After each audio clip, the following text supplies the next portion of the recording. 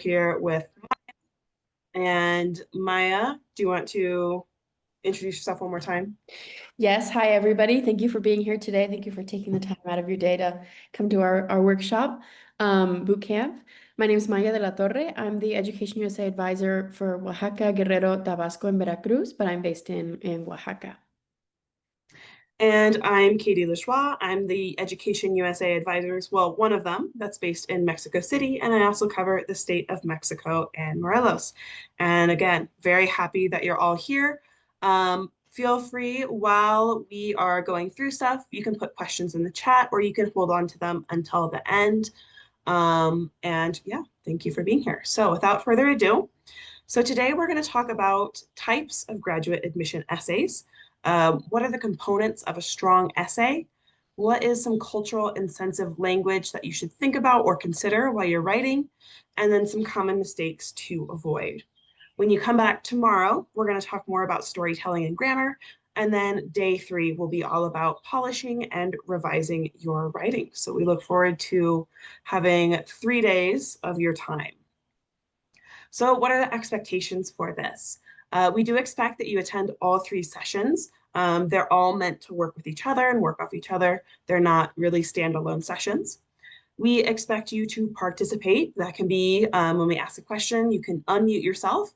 You can participate via the chat, and of course, participate with all of the homework assignments. Spoiler alert, we will be giving you homework. Bring, of course, a positive attitude and take advantage of this opportunity. So these tips and tricks will help you in the writing and the university application and admission process, but also they're going to help you when you're studying in the US and when you're writing papers and documents or talking to professors. So please take full advantage. So I'll hand it off to Maya and she'll talk a little bit more about the graduate admission essay. Perfect. So I'll follow up on that. So yeah, we're going to be talking a little bit about a general overview about the different types of essays you're going to have to write during your graduate admissions process. So the general requirements are the online application, your transcript, your academic history, and your diploma or your título. Essays, those essays include the personal statement, the statement of purpose, and supplemental essays for different universities and programs. The standardized tests, 2 of them are the GRE and the GMAT. Letters of recommendation from professors or people who know you in your professional fields. Your resume or CV, and an English proficiency test for those of you whose first language is not English. So let's talk a little bit about what goes into your application. So it's not just the essay, it's not just the exam, it's not just your grades. Universities look at a bunch of different factors and because they want to have a complete image of who you are as a student, as a professional, as a person, right? Your essays are very important though. And that's why we're having this boot camp. You can see everything that kind of goes into not just the essay, but your application. So it could be merit awards, letters of rec, grades, classes, test scores, other academic info if you were in some kind of special program, your family background, your personality, personal context, your identity, and certain qualities that are special to you, your family responsibility, because people want to know that you have a life outside of the academic world as well. Your involvements in various, professional spaces, your work experience, volunteering, and your resume as well. So the purpose of the graduate admissions essays, it's around 500 to 600 words, and it addresses personal identity and goals. So it's about you.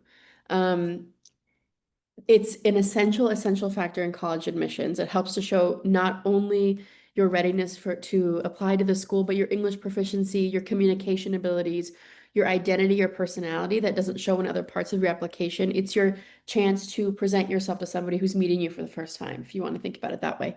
Real people read these essays. It's very important to remember this. Admissions officers take time to review everything. They want to see you as a whole person, a complete person. They're not just going to look at your grades, not just your exam scores. A lot of it is the essay. In many ways, your personal statement is your first impression or the first time you're meeting somebody, for the people who will be determining if you will be accepted or not into that institution.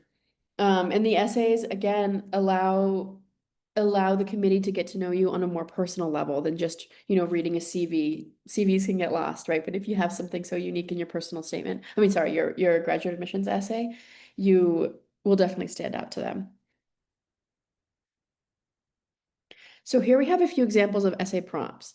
This one from New York University. I'm not going to read that one for the sake of time, but I'll read the one from Seattle University from the year 2022-2023.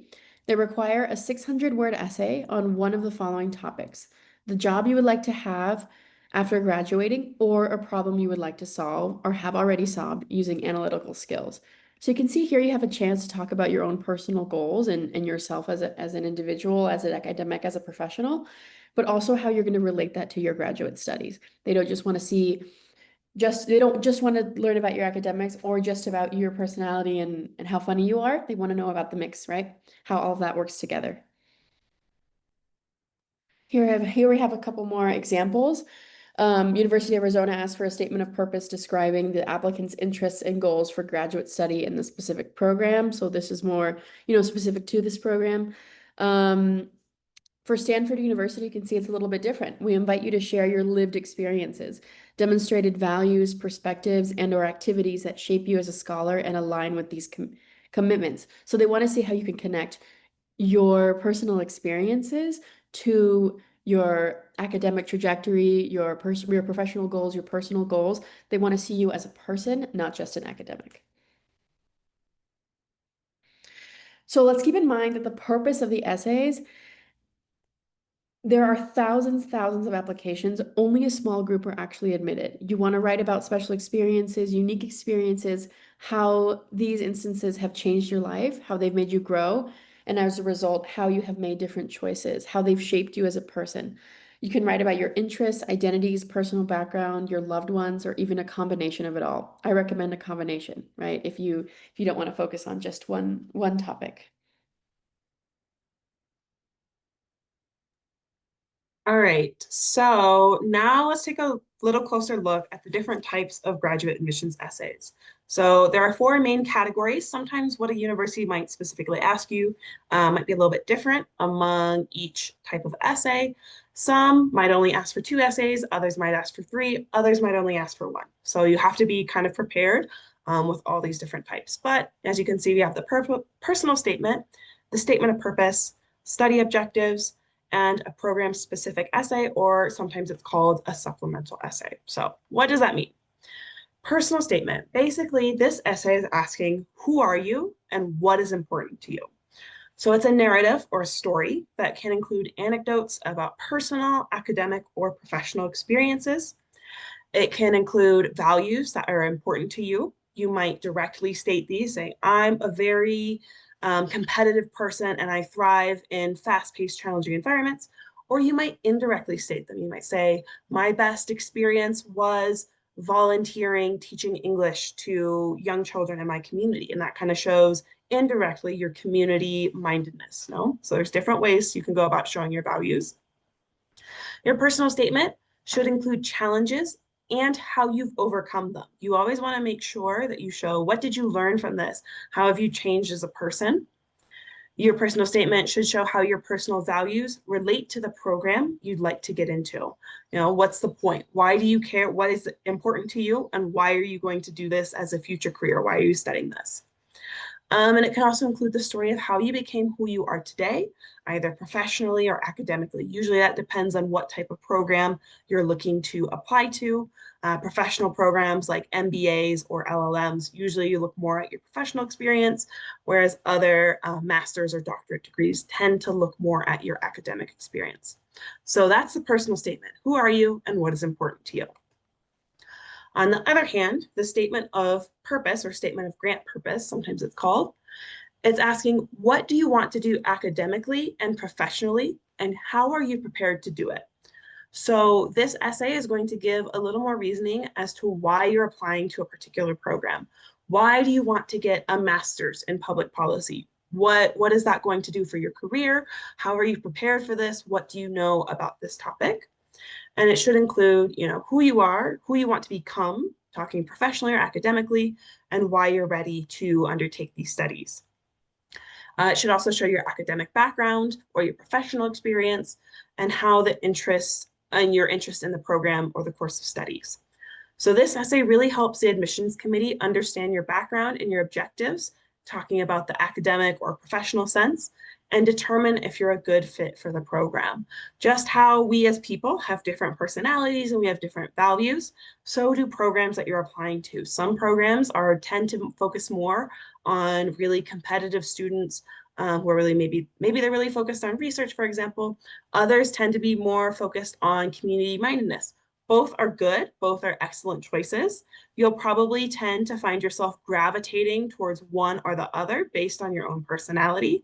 But when you're writing these essays, think about what your academic goals are, what kind of environment you want to be in, and make sure you're demonstrating that in the essay so the program can see you'd be a good fit there. We also have the study objectives essay. So this essay asks, what will you study and why is it important? Why is it important for you, for your institution, for your country, etc.? So it's a little bit different from the statement of grant purpose. You're giving more of a reason as to why you want to study, a justification even. It outlines your proposed study goals, maybe a research question, and it provides a clear description of the program you wish to pursue. So it should include obviously your degree objective. What do you want to obtain or what research do you want to complete? Your major field of study and any specialized areas, research questions you intend to address, and of course, the relevance of your project to current challenges. Usually, if an institution is asking for a statement of purpose, they won't ask for a study objectives or vice versa because they are pretty similar essays. But let's say you're applying to two different institutions. One asks for a statement of purpose, one asks for study objectives. You can use the same structure for each university. Maybe you're kind of talking about the same things, but you want to make sure that you structure it appropriately, that you're answering either the statement of purpose prompt or the study objectives. You don't just want to copy and paste the same essay always. And then, of course, we have the supplemental essay, which is a bit more of a wild card. So these essays can tell the institution more about you and share information they might not otherwise have about you. Maybe they don't see it in your personal statement or your statement of grant purpose or in your CV. So the topics can vary as institutions might ask you a specific question. They might ask you, why do you want to study here?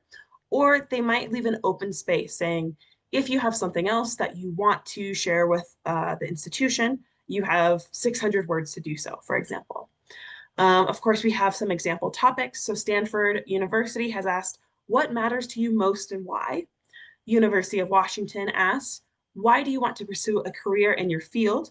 And what steps have you taken to ensure that this profession is a good fit for you? And MIT asks, who are you as a scientist and what do you want to accomplish here? So these are all also really good questions. If you're kind of working on brainstorming, you can start thinking about these and it might help lead you into a personal statement if you get a little more broad, but make sure that if a university is asking you for a supplemental essay, you don't want to have the same material in your personal statement as the supplemental essay. You want to make sure that you're saying something new because you have such limited space to share who you are to the admissions committee. You don't want to be repeating information.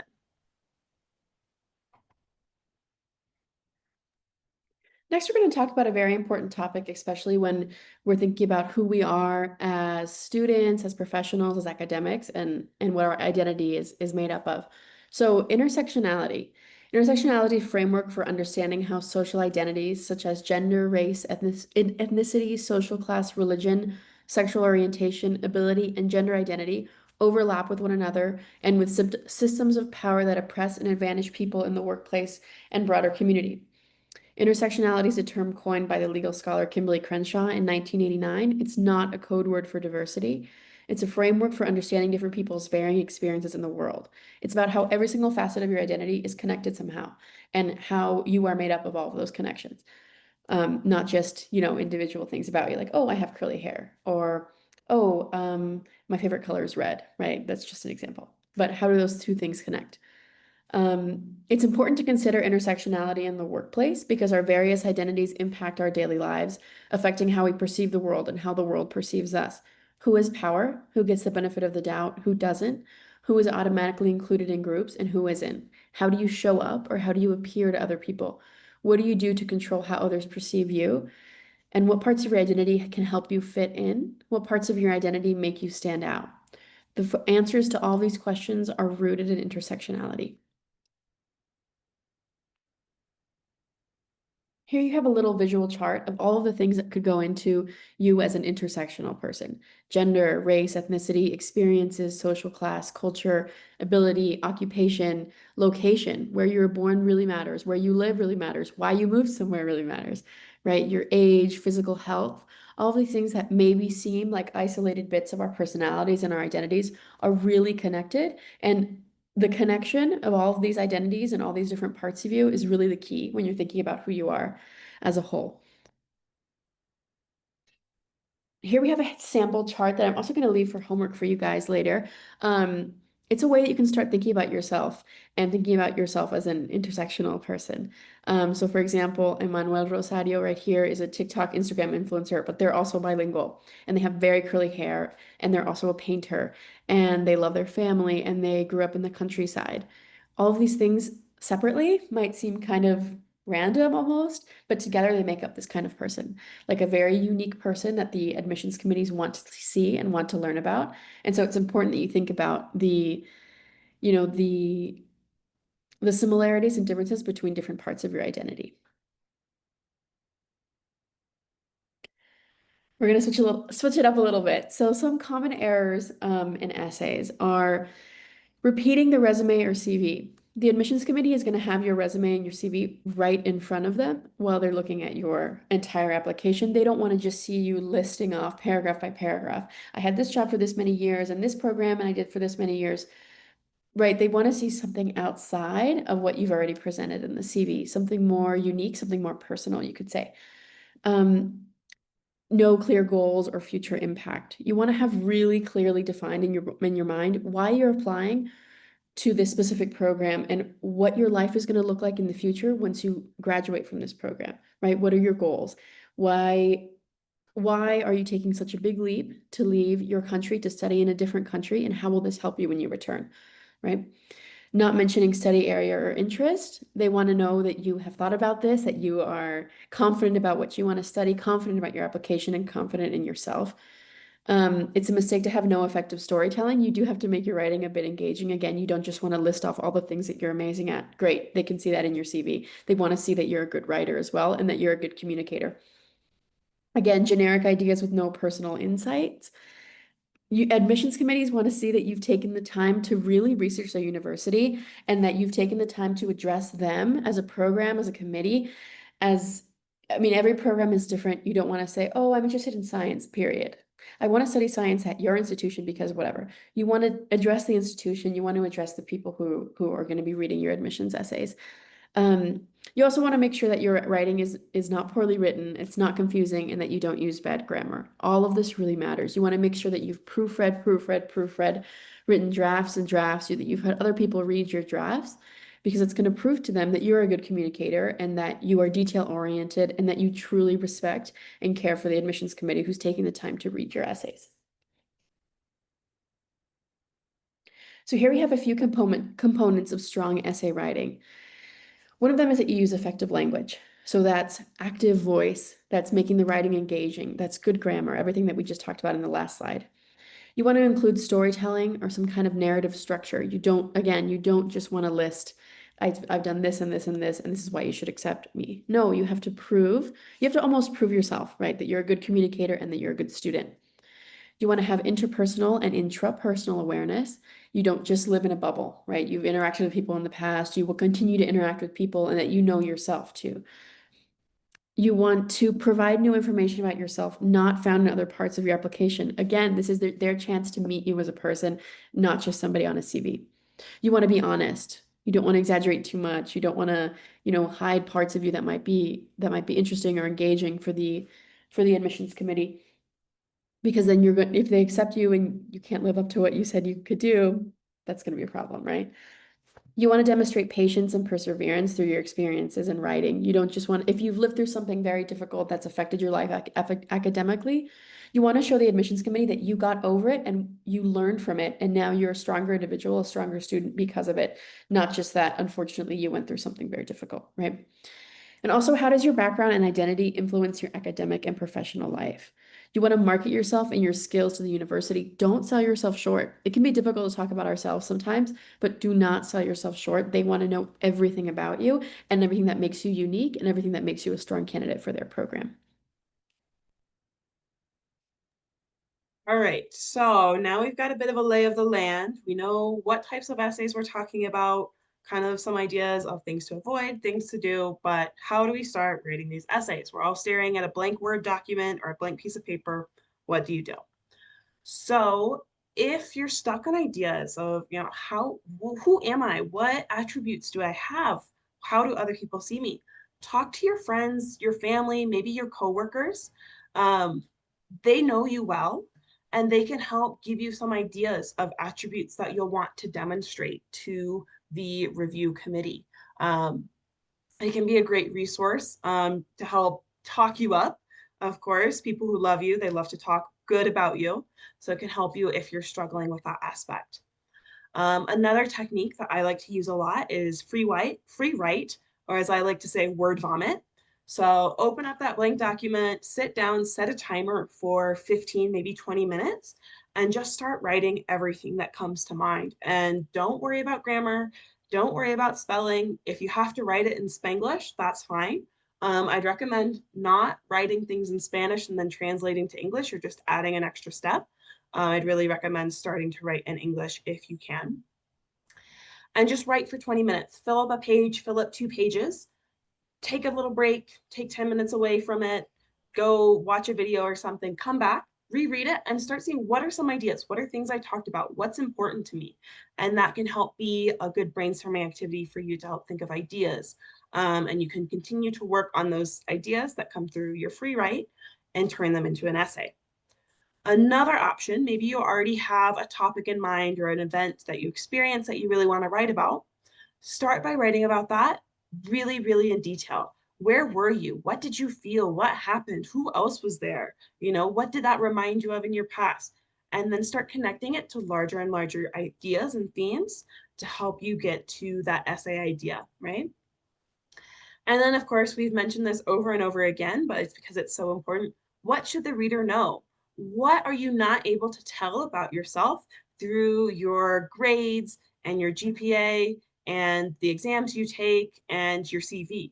What pieces are missing? How can you use the essay to fill in those people? What should the university know about you that they won't see from your other application materials? Okay, another idea, create a journal of ideas and reflections. This can be in your phone, in your notes app. I know everyone has their phone right next to them. I'm right there with you. It's right here. Just have a little notes app, jot down ideas, things that you notice, things that you're thinking about as you're working through this brainstorming and essay writing process. Um, it might not seem like a lot. You might have a lot of ideas. You're just thinking, why was I thinking that would be a good essay? That's not going to work. But you might find some true gems and jewels in there that really, really get your essay going. Additionally, maybe you're more of a visual person. So creating a mind map to organize your ideas, your experiences, your goals. Why are you doing this? Put it down on a mind map. Draw connections in. Make it messy. It doesn't have to look good. Just as long as you could read it and see your ideas when you come back to it and start to write your rough draft of your essay. And this goes hand in hand with messy writing. Jot down your ideas in bullet points and words and phrases, partial sentences, run-on sentences, just to get some ideas on the page. They don't have to be good. You don't have to sit and wait in front of a blank document until all of the perfect words come in the perfect order, because I promise you that will not happen. But you do need to get words going to help the process get started. So some other tips and tricks. Once you have your rough draft going, you've got some ideas that you're working on, keep writing. Okay, 650 words, 1 page, all of the universities have different requirements. But remember, that's the upper limit, not the goal. In your first draft, you're going to need to write a lot more because you'll end up editing out a lot of information as you revise and get to the heart of your essay. Maybe you go off on a lot of tangents or a lot of kind of unrelated stories that you don't really need to include. And you do that when you're rough draft, and that's fine. That helps the ideas flow, the story flow. But when you get to your final draft, you're going to cut those down and make sure that everything you're sharing in your essays is really, really essential and important. The next tip is to let your writing rest. So after writing your first draft, or maybe after working for a few hours, give it a rest. Take a break, maybe at least 30 minutes, go do something else. Maybe you have dinner, you call a friend. Let your brain not think about the writing for a little bit. Give your brain a break or come back to it the next day. Even unconsciously, your brain is going to be thinking about those ideas that you wrote down. And once you come back, you're going to be able to create a better flow. You'll have a better idea of what are things I want to show, what are things I can cut out from the essay. And that will help you as you continue to work on this, because it's always a process. You can't just do one writing session and call it good. You'll be revising your essays from now when you start writing and brainstorming, basically up until you submit them. Also, reading your essay out loud. This can be a great way to revise for grammar errors, but it can also be a good way for you to hear the ideas that you have. You know, maybe you have an idea that you read aloud. You say, "Oh, that was really good," or maybe you write a phrase. You're like, "I really like how I worded that," and that's another way that can help keep the wheels going for writing these essays. All right, so now we're going to cover some US academic writing conventions. So as you're writing, what should you be thinking about? We're going to start with a little activity. So please take out your phones and scan this QR code. It's going to take you to a portal where you can type your ideas, type your answer, and it'll be anonymous, so your name won't be by it. But you're going to answer, how is writing different for the United States versus Mexico? What are some ideas that you have, or what are some things that maybe you've noticed in your academic journey? So I'll give you a minute or two to scan this and write your ideas, and then we'll look at the poll together.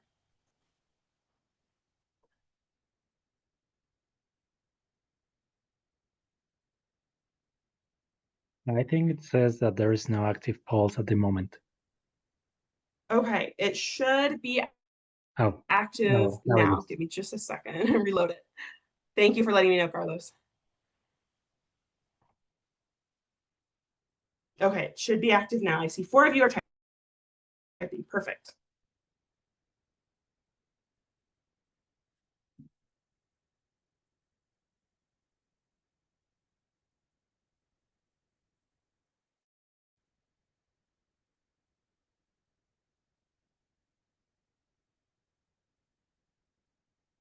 All right, I'm seeing some answers coming up on the poll, so I'm going to stop sharing this screen and switch to the other real quick.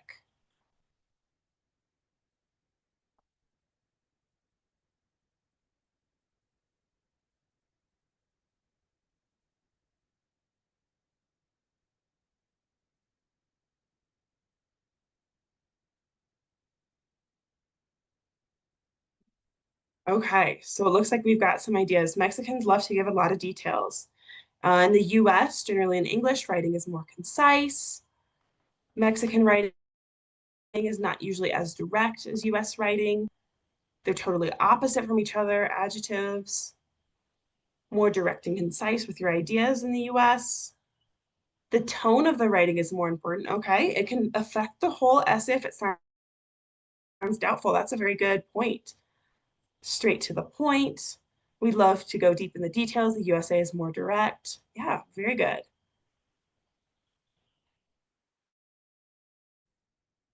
All right, if you're writing, go ahead and keep writing, finish. Oh, here's a really good one. Passive voice is not seen as formal language in English. You win. You win a prize, whoever said that. Congratulations. Not recommended in your essays. Yes, and we are going to talk more about that.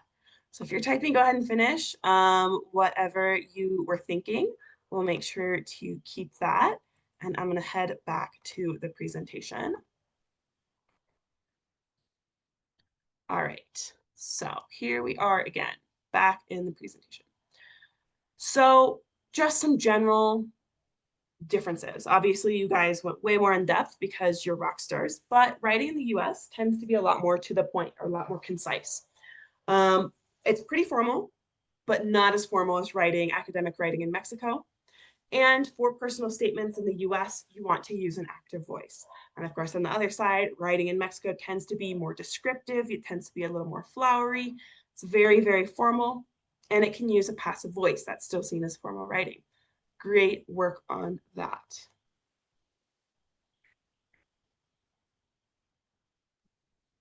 So next, we're going to talk about something important, especially for graduate students, that successful essays will demonstrate that the student has done the following. You have research on some project or some experience in the field that you want to study, that you've investigated very, very well the universities, and that you can show your compatibility between your past research, your past experiences, and that makes sure that it aligns very closely to what the university is doing. They want to make sure that not only you're a good fit for them, but that the school's a good fit for you, right?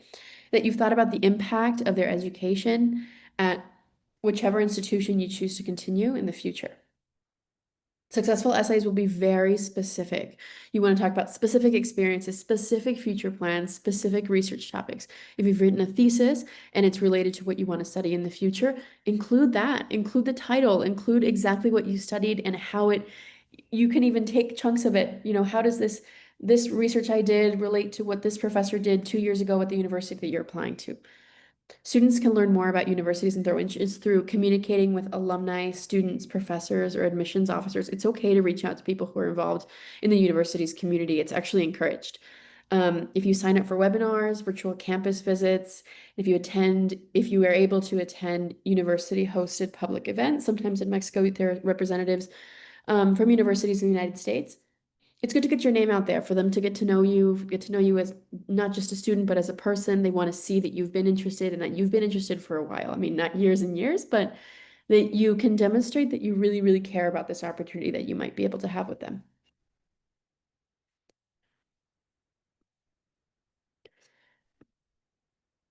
It's also very important to communicate in a very formal manner when you're talking to a university. This might sound redundant, but you would not believe the amount of emails that I receive with no hello, no, I don't even know what their name is, I don't know how to respond to them. And you want to make sure you are not doing that with the admissions committee or alumni or current students or current professors. You want to make sure you thoroughly edit every single message before you send it. Please be as respectful as possible.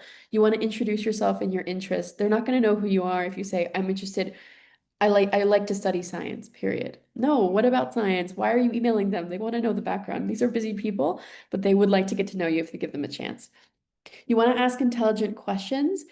If you can Google the answer in 5 minutes, in 10 minutes, in 20 minutes, if you can figure it out yourself, make an effort to maybe not send that what could seem like a very redundant question to the admissions, not the admissions committee, but the person that you're directing the question to. You want to mention the qualities or aspects that you like about the institution or university or program that match your academic profile.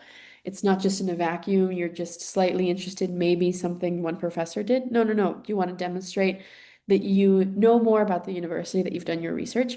You also, please, please, please, most important, please be professional. You're not asking ChatGPT, give me this response. You're asking a real person with feelings and who is going to judge you if you're not professional and respectful.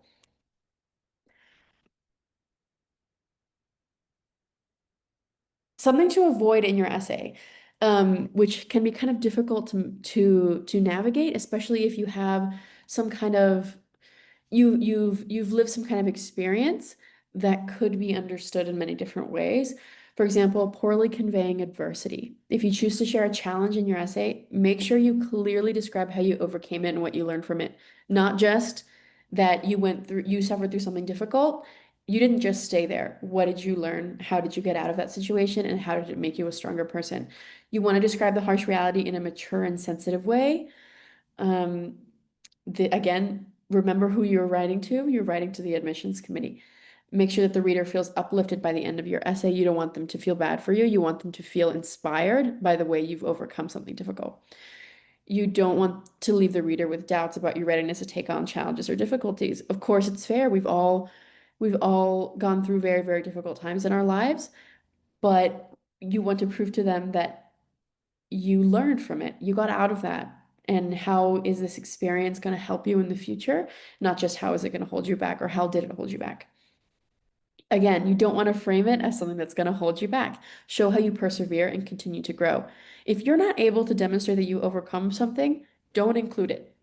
Okay, you want to make sure that you're able to frame it in a way that is hopeful, uplifting, like we talked about, and that you can demonstrate in a mature and professional way.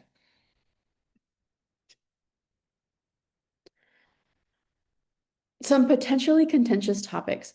Some topics could be very, very important, integral to who you are as a person and a student. You need to describe them with maturity, though. You can't just say, you have to think about the person who's reading it. You don't know their background, you don't know where they're coming from, you don't know what they've experienced. So you do need to be careful. You should not avoid these topics necessarily, but you do need to write about them in an impactful way. So some of these topics are religion, socioeconomic status, race, ethnicity, colorism, gender identity and sexuality, and physical and or mental disabilities or challenges. So again, you don't need to stay away from these, but just make sure you write about them in a mature way. Here's an example about religion. We're going to take a look. Here is what a student wrote: because time has shown me that God and life will reward me for my sacrifice and hard work. So think about the purpose of the essay. The essay is not about religious faith. Um, let's see. Here's an Here's an example of a way that you might be able to reword this. If faith is very important to you and you want to include it in your essay, here's an example of a more mature way, right? As a Christian, I must have faith that there is a reason for all suffering. Even I have my doubts sometimes. So I can also imagine how others simply may not live in conditions allowing them to trust in Him. However, I still believe I was born with a purpose: to be a positive force for the people around me, share my Christian faith and love, and of course, become a leader who will significantly improve my country for future generations. So you're not just talking about faith, you're talking about how you want to use this experience, how you use this part of your identity in a bigger context.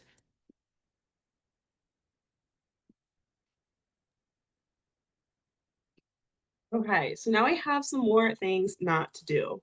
We're really on the not to do stuff, but have red ink if you're taking notes by hand, use a red pen. If you're on the computer taking notes, use a red font. Do not do these things.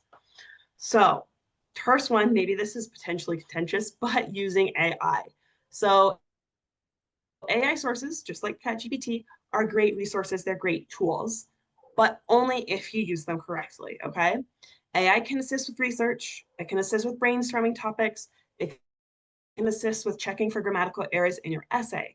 It cannot and it will not convey your emotions, talk about your personal experiences, use your unique writing voice, or, or show your true identity.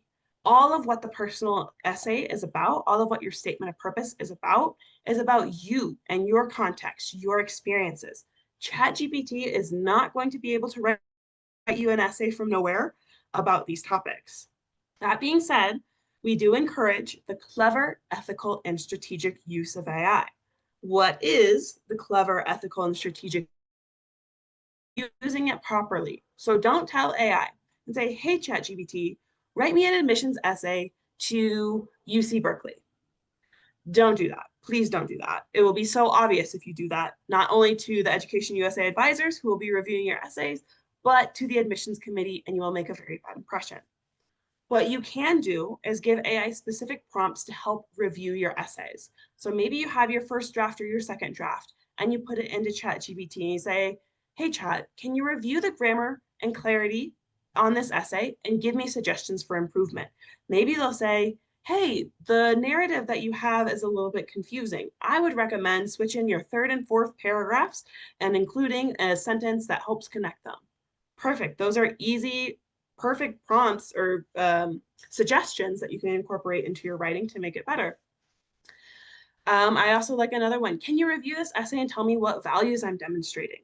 If you're thinking about what the review committee needs to know about you and you think, I really want them to know that I am a compassionate and I'm a dedicated person in my field, and you put your essay into ChatGPT and say, can you tell me what values I'm demonstrating? And ChatGPT says, it seems like you're confused about what you want to study and you're not very interested in this topic. Well, there you can see you've got a lot of work to do in expressing your ideas so that you're getting the point across how you want it to sound. And then, of course, another thing I like to do, if you have to write a personal statement for a university and a statement of grant purpose, I'd recommend putting both of those into AI and say, can you tell me any information that is repetitive between the two essays, right? These are two different documents that the university wants to see. They don't want to see the same essay. If they only want one essay, they would only ask for one essay. So asking AI to recognize what's being repetitive. Where do I have extra space to maybe add something new or add something else I want to say? Those are great ways to use it and great ways to really take your writing to the next level.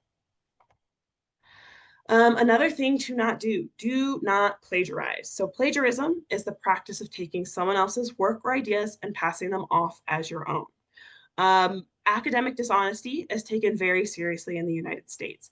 If you gain entrance into a university in the United States and they say, your professor says, I need you to write a 3-page essay on the economic history of the Japanese Armada. I don't know, maybe you're getting your master's in the history of the Japanese Armada. You can really study anything. And you write the same essay as someone else in your class, or you share the essay. That's plagiarism, and you will likely be kicked out of the university. They will kick you out on the street. They do not tolerate it. Don't start your university process by trying to apply with a plagiarized essay. There are ways to check if essays are plagiarized. A lot of universities do this so that they know that they're going to admit students who are honest. That is a value of almost every single university out there. If, however, you do intentionally plan to use someone else's work or idea, maybe a quote, there are ways to cite this information and it must be formally cited in your essay. However, I would say, especially with your purpose, your statement of purpose and your personal statement, those essays are based on you and your experience and your thoughts and who you are as a person. There aren't many cases when you should be citing someone else, especially in your personal statement. But if you do need to do it, make sure you do it properly. So to finish off day one of this workshop, we're gonna go over a few things just to conclude everything. So again, components of a strong essay: effective language, storytelling, intrapersonal awareness. Who are you as a person? They want to know that you know who you are, and you know the wide net of people that you know in your life. You want to talk about it, you want to have an engaging topic or a unique perspective on a common topic that reveals your personality. They want to know you, and they want to know you through your experiences. You want to demonstrate that you have a strong understanding of yourself, and also that specific examples that show your skills and personality rather than just tell it. You don't just want to say, I am a smart person. Okay. How are you going to show this? What have you done that demonstrates that you're a smart person? Or I'm a funny person. I mean, you want to show them through your experiences who you are, not just tell them. So, like we mentioned at the beginning, you are going to have a bit of homework. We left this PDF here if you want to scan this QR code, some helpful information, some useful tips, some YouTube videos, and a few homework questions for you to review that might help you with the brainstorming process as we begin this boot camp today. And we're going to open up the floor for any questions you guys might have. I see there's already a raised hand. If you want to go ahead and speak. Hi, everyone. I'm very happy to be here and I'm very grateful for this session. So I was wondering about plagiarism. I know that when you put a text in a plagiarism app, I don't remember the name right now, but it saves that text into the system. And if you send that essay to some other university, it will appear as plagiarism, even if it's something written by yourself or whatever. So I was wondering, because I know that we should apply to a lot of programs, and I was thinking in using a base personal statement or a statement of purpose. So I was wondering if it's wrong to do that, because if they pass my text in one of those apps, or things, I don't know how they work, it's going to mark as plagiarism. So I don't know what to do with that. That is a great question. I'm very glad you brought that up. Usually, when professors or universities use these apps that are checking for plagiarism, it's probably just for one essay that you wrote for one class. Usually, they're not going to use it in the admissions process. But what a lot of admissions officers have seen is you can go online and you can quite literally buy essays. Admissions essay to MIT. They've already seen those because students buy them and maybe they'll get 10 of the same essay in the application cycle. I hope that no one buys any essays for their admissions process. But what you were saying, Tabitha, if you want to use a base personal statement, maybe you had a really formative experience and that helped you decide what you want to study. Yes, absolutely. You should be using that same essay for your different applications. Please do not write, 10 different essays. That's too many. That's too much work. You guys are already very busy. You should be fine if you use that same base essay. Maybe you make a few detailed changes here or there, depending on the program. But yes, that don't plagiarize when you're in the programs. They will catch you. But great question. I'm going Thank to you so go much. ahead and stop sharing the screen. Hopefully everyone has the homework, just so I can see you guys better. It looks like Mary Cruz has their hand raised next. Thank you. What do you think about the Grammarly?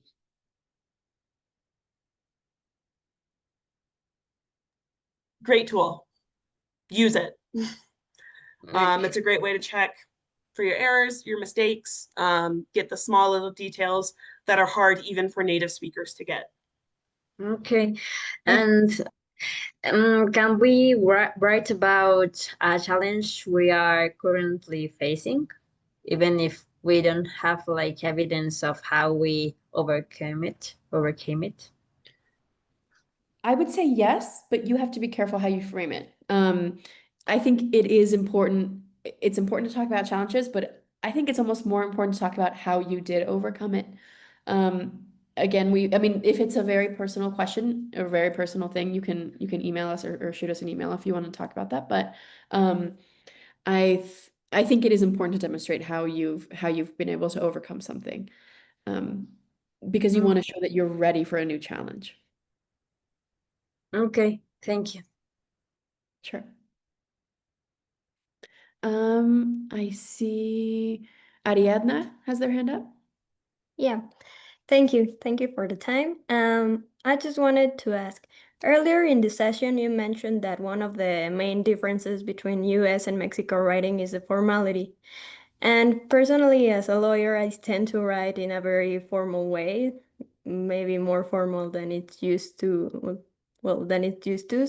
So would you recommend to tone it down a bit? Because foremost for the AI part, they tend to mistake the formality for saying that a robot is writing usually. So I don't want to have like problems with that. Yeah, of course. I mean, if you already are seeing that, if you already feel that your writing is very, very formal, I mean, it's okay. I mean, within certain contexts, of course, that's totally fine. Just remember who you're writing to. I mean, U.S. admissions council are not so used to seeing such formal writing in this particular setting. So if there's a way that you feel you can tone it down, if there's a way you can maybe cut out a few sentences or cut out a few phrases to make it being concise is key because you have a limited amount of space to talk about yourself. And I mean, if you could, you can write pages and pages and pages about yourself, right? But you want to make sure that it is formal, but not overly wordy, and that you are able to get your point across. You are able to explain yourself well within the limits of the assignments. Okay, perfect. Thank you so much. And I will add, we'll be going over reviewing your writing and tips for revision on day 3. So that can help, you'll be able to identify maybe some phrases are too formal.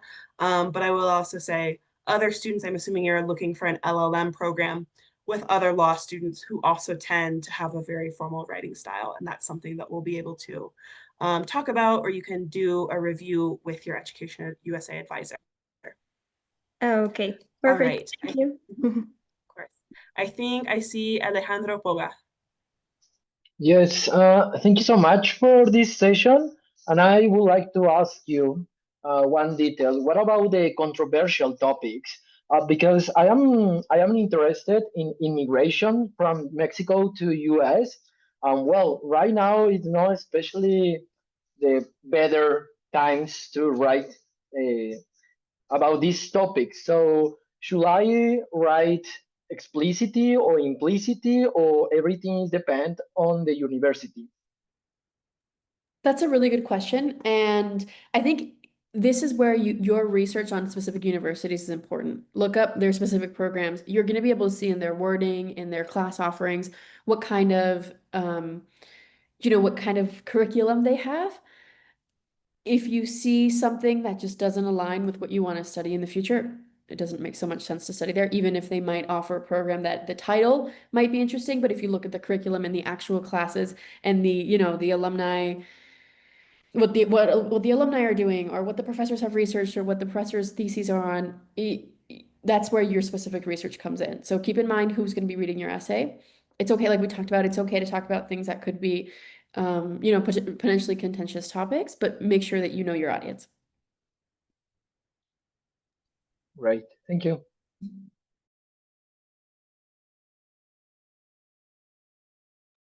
Juan Daniel, I see, has their hand up. Yeah, if I see the universities and the programs and has an special interest in some teacher or some investigation that maybe the program adapts or the oral thesis or stories are kind of similar of what I want to do, uh, you should recommend me to a specific well, one professor or one group that information or not. So are you asking, sorry, just to clarify, you're asking us as Education USA advisors, if we can connect you to specific researchers or professors who are studying in your field? Yeah, I want to mm,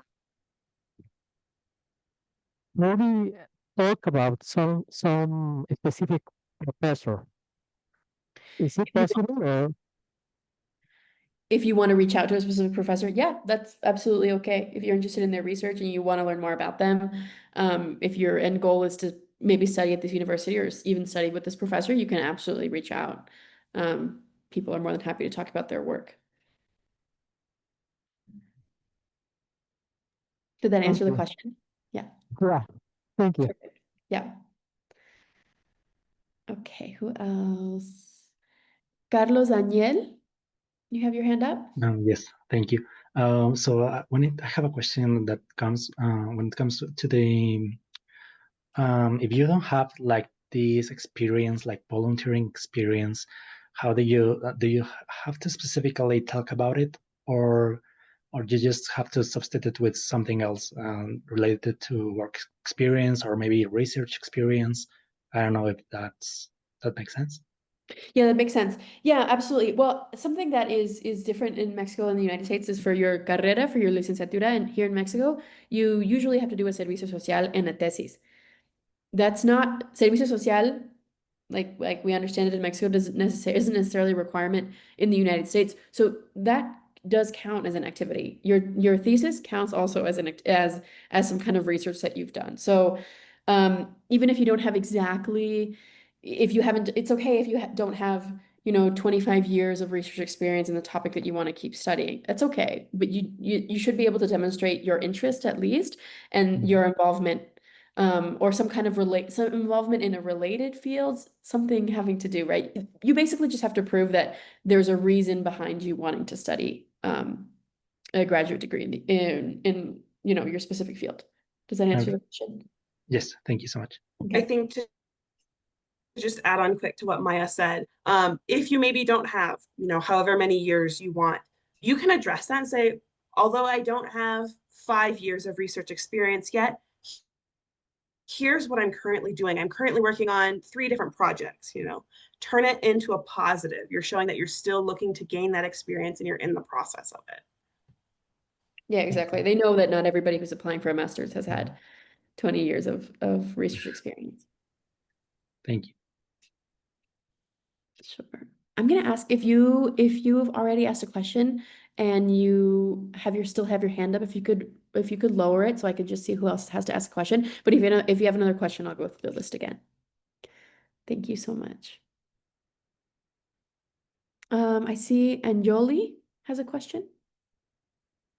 Yeah, thank you very much, first of all. And my question is if it's recommended the use of hooks as starters for an essay, or if it is an overlooked tool, like if it's too common, if it's too overused. Hooks, like hooks to like your first few sentences. Yeah, to start the essay. Yeah, absolutely. I think that goes into the writing a compelling narrative. If it makes sense with your writing, if it makes sense with your topic, absolutely.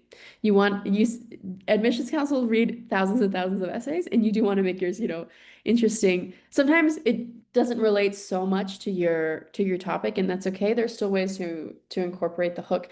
If you scan the QR code, we can pull it back up if you didn't get a chance to do that. We have an interesting resource about how to write a compelling hook. Thank you. Of course. And I would just say, to add to that, as you're thinking about writing your hooks, that's not the that shows up in your essay. You want to have the body of your essay, the ideas, what you're writing about, and then the hook is going to come after once you have that clear idea shared. Okay, Alejandro Rodriguez, you have your hand up? Yes, hi, good night. Well, I'm Alice here. I wanted to ask about how to contact the professors or the researchers, the faculty from a school or from a university, because we have been talking a lot about the essays, and I think that's like the last step. That will be later on when we have the list of the 30 universities, and then we choose the 5 best selection of those options. But although many of us surely we already have our interested or best interests. I wanted to ask if it's wise, for example, to start contacting faculty, staff, or professors to ask them about what they do, what research they are doing, because particularly I am interested in taking a course in a research-based course rather than coursework program. So I don't know first how to contact them, and if I contact them, if it's okay, and what could I ask them what are they doing, or should I research it first and then just tell them that I'm interested in what they are doing? Because I already read about some professors. I'm very interested in what they are doing, and well, I just That's a don't know great how question, to Alejandro. And I actually, hold on. Just because of time, we're already at 7. I just put a YouTube video in the description. It's a whole video about do's and don'ts for contacting professors. So that's going to be a great resource for you guys. Because yes, you should be contacting professors who you're interested in working with and doing research with. And that video will give you a lot more context and in-depth than we can right now. I see 2 more people with their hands raised. So if you're able to stay and listen to this questions, please do. So Christian. Yeah, hello. You did talk about how fit is important when applying and how our previous experiences matches with the research we want to do with certain labs. So can you go more on how big is this gap between what have you done and what you are interested to do in graduate school? Because, for example, if you have a broad experience between a lot of fields, could it be taken like if you have not decided to do something? And how or if you should go more for looking for projects or research that go more with your research experiences? Sure. I would say my suggestion is you should be looking for the research opportunities that are the most interesting to you, not just what you think will be, the best chance. Take that into consideration, obviously, but this is your future that you're investing in, right? Make sure you're investing in what you really want to do. And that'll come through once you're writing your essays and you're talking to these professors if you're really interested. If you have a lot of experience across a lot of different fields, it could be really beneficial to look for professors that are doing interdisciplinary research. So if I remember correctly, Christian, you're looking at physics. So is that right? Okay, so maybe you're really interested in biophysics and nuclear physics, and you find a couple different labs or professors that are working on research projects that combine that. Your broad background could be really beneficial to have you in that research lab, right? You've got experience from both, so you're really understanding what's happening. That's a really great question to ask your Education USA advisor as well. They can go into a little bit more depth on that, hopefully, and give you a little more guidance as you're looking at the different programs. Just one more question from Neil, and then we'll wrap up for today. Of course, tomorrow and Friday, we'll have more time for questions for whatever comes up. But Miguel, please. Hello, did you hear me? I I think yeah, the microphone is on. Yeah, just a follow up on what Alejandro was saying or what he was talking, and from my side in astronomy and astrophysics, a tip is that sometimes or in general the professors have a website that they have and they explain that, oh, I'm searching for new students to work on my project, and if you want to know which projects they work on, they have in their curriculum what publications or research they've done. And also another tip that a friend told me is that check even fellowships that they've had in recent times to know if they have funding if you want to work with them. And also in general, check their CVs and what they say in their websites to know even if they're friendly on the way that they wrote and they communicate that they want to work with new students. That's the general tip, not really a question for my book. Fantastic. Thank you so much for sharing that. It looks like in the group chat, there is a group so you can all stay in sync. We'll leave this call open for another minute or two if you want to join that. Otherwise, unless Maya has anything else, we will see you tomorrow at 6 p.m. for day 2. Thank you so much. Just another Thank you very question, much. sorry. Before leaving, the homework is to bring it, we are going to work with it tomorrow, or it is just for us? It's mainly just for you for brainstorming some extra tips. On the third day, we are gonna have more. It's a writing assignment, but this is right now just to get started. So if you don't have Okay. time, that's fine. Look over it though and do review. There's an intersectionality like mind map you can to start mapping out ideas if you're Mhm. step 0, which is totally fine. There's a few examples of differences in writing and a bunch of helpful links. Yeah, Writing a yeah, whole actually already Okay, opened perfect. the homework, so yeah, Great. okay, Yeah, great, thank you. yeah, of course. Thank you. Thank you. Thank you. Have a Thank great. Thank you. you. We'll try and get the recording available to you guys no later than Friday for day 1. So we'll try and get Friday and day 2, or day 1, day 2 by Friday, and then hopefully no later than Monday we'll have day 3 posted. Thank you. Thank Thank you. you. Thank you, everyone. Thank Have a you. good